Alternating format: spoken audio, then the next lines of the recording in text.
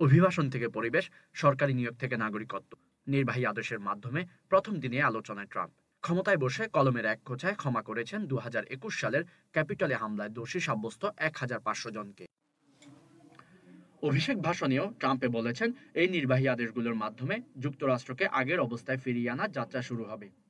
শপথ নিয়েই একের পর এক নির্বাহী আদেশে সই করেছেন ডোনাল্ড ট্রাম্প। পুরনো দিনের অনেক আইন বাতিল করেছেন, অনেক কিছুই এখন ওলট পালট।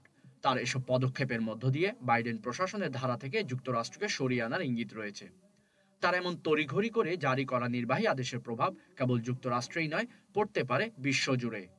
ক্ষমতায় বসার দিনই অবৈধ অভিবাসীদের উপর কঠোর হওয়ার কথা বলেছিলেন ট্রাম্প। সেই কথা নড়চড় হয়নি। সোমবার নির্বাহী আদেশের মাধ্যমে যুক্তরাষ্ট্র মেক্সিকো সীমান্তে জরুরি অবস্থা জারি করলেন তিনি। এখন চাইলে সেখানে মার্কিন সেনাদের মোতায়েন করতে পারবেন। সংবিধানের তোয়াক্কা না করে জন্মসূত্রে নাগরিকত্বের একটি বিধানও বাতিল করেছেন ট্রাম্প। এতে এখন থেকে ৩০ দিন পর যুক্তরাষ্ট্রে জন্ম নেওয়া অবৈধ অভিবাসীদের সন্তানেরা দেশটির নাগরিকত্ব পাবে না। ট্রাম্পের এই আদেশ মার্কিন সংবিধানের চতুর্দশ সংশোধনের বিরুদ্ধে যায়। 1898 সালের ওই সংশোধনীতে বলা হয়, মার্কিন ভূখণ্ডে জন্মগ্রহণ করা সবাই দেশটির নাগরিকত্ব পাবে। নির্বাহী আদেশের মাধ্যমে জলবায়ু সংকট নিরসনে স্বাক্ষরিত প্যারিস চুক্তি থেকে যুক্তরাষ্ট্রকে সরিয়ে নিয়েছেন ট্রাম্প। এর আগে প্রথম মেয়াদে একই পদক্ষেপ নিয়েছিলেন তিনি।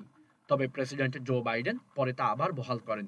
বিশ্ব স্বাস্থ্য সংস্থা WHO থেকেও যুক্তরাষ্ট্রকে প্রত্যাহার করার প্রক্রিয়াও শুরু করেছেন ট্রাম্প।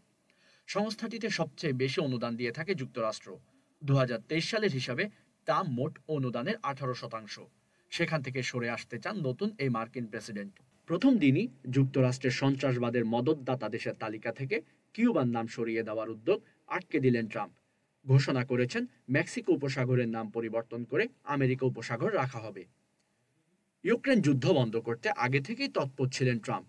রাশিয়ার প্রেসিডেন্ট ভ্লাদিমির পুতিনকে ফোন করে যুদ্ধ থামাতে বলবেন তিনি। তবে গাজা যুদ্ধবিরতি চুক্তি নিয়ে আশাবাদী নন তিনি। দীর্ঘ 15 মাস পর গত রোববার থেকে গাজায় যুদ্ধবিরতি কার্যকর হয়েছে।